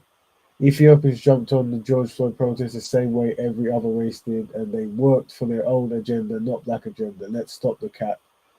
So this will be like especially more so his page, I guess. But this is what we're seeing. I'm glad you're addressing her because I've been getting on her bumper for misinformation about FBA. I'm totally exhausted even listening. I follow this Ethiopian sister, but seeing she just made me unfollow her. Ethiopians, and this is interesting. So this is what we're saying about strategies of how you approach a situation, right? And that's why I say the best way to approach a situation is a conversation. So everyone can always put evidence back about I've done this, we've done, I did that. But I think a very good thing to do is an open conversation about progression, right? Like how does communities how should communities operate to progress? So for someone like me, I can go anywhere because my ideology is kind of well known. So it's like, well, we understand he's always going to be he's always going to support the efforts of black people doing well, even if he doesn't benefit himself, right? So I think having that ideology, right, that makes it communication easier. What city and where these people at? She's capping. I don't have the energy. Everybody was on the front line for Black Americans. Let them tell it. I need some receipts. I think this happened in her dreams. So yeah, at least on his page, this brother's page, they're not believing that whatever it is. Let me stop that. I don't know why I just went off for one. Present. Stop. Yeah, there you go. So yeah, so that's the thing. What happens is rather than people trying to prove whether they are down or whether they were helpful or whatever it was, let's have a conversation about what is the best way that black people should be living to move forward. Right. So we can get basic things sorted down. So we can say things like, okay, well, African Americans, well, at least the ones that they're speaking here, they want reparations. What are your views on that? And so, well, first of all, it doesn't matter what your views are because that's theirs, right? But so you can say, yeah, I support that, isn't it? I support them getting reparations. You don't want to be a part of the process to diminish that. So if you see people from your ethnic group doing that, you want to call them out because that's ridiculous. Yeah. Just like we support reparations for the Caribbean, we support Africa or wherever. We support reparations for the African Americans. I don't know why people will start talking about it being divisive and stuff. I think it's like it makes sense that this ethnic group has gone for a particular challenge and they want compensation for that challenge. So that should be the big up only one salsa, big up. So that should be the what I would say, like rather than trying to prove something or disagree, say, well, look, how can we work together? Like, what activities can other ethnic groups do to not to work in favor of other black ethnic groups? Right? Like, is there something that we are doing that doesn't work in your best interest? And that's why I say when you have those conversations and you at least get the claims, right? You go, well, if those claims are correct, then that's problematic. If people are actually using their time to go on and really sabotage progress. I think some of the I don't have that TI one. I don't think I had that one. Probably not. Hold on. Just looking for it.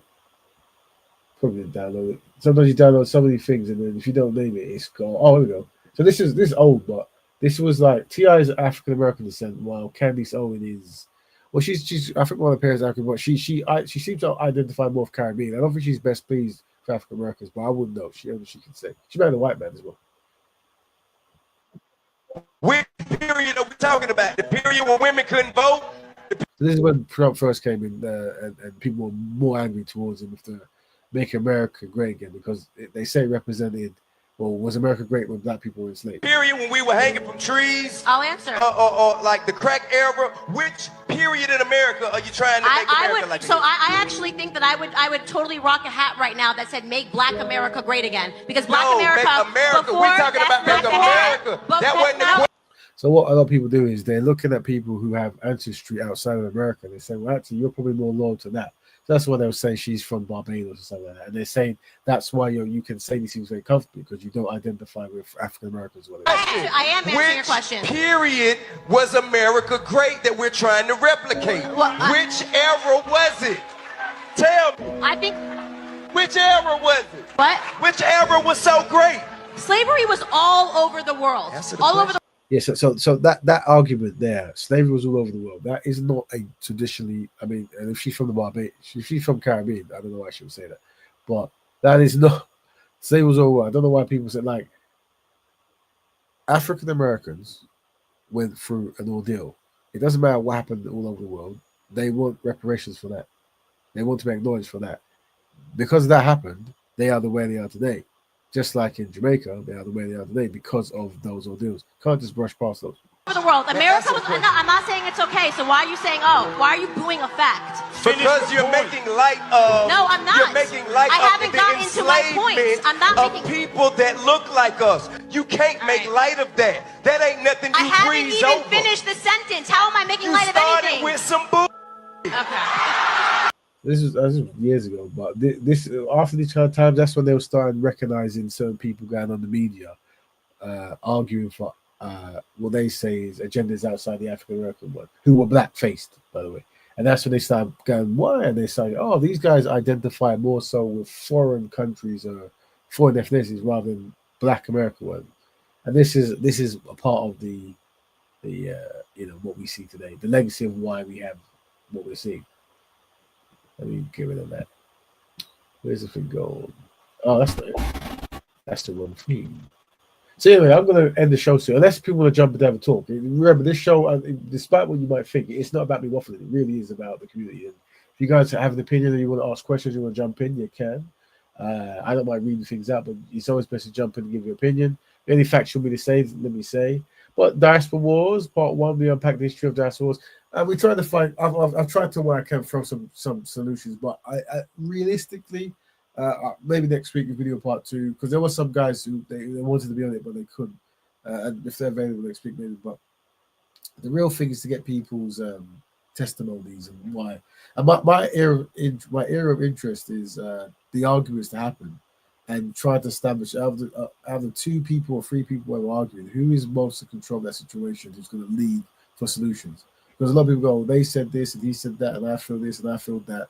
But really, it's about, like they said last week, Brother Kel and stuff. Someone has to be the big brother lead in the solution. And unfortunately, the internet is the kind of place where fighting is fine because it gets a lot of clicks. So people are happy to, film people fighting, arguing, and do name calling and put it up as a comedy skit. But In the long run, that's not, in the long run, we start repeating talking points that anti-black racists use against each other.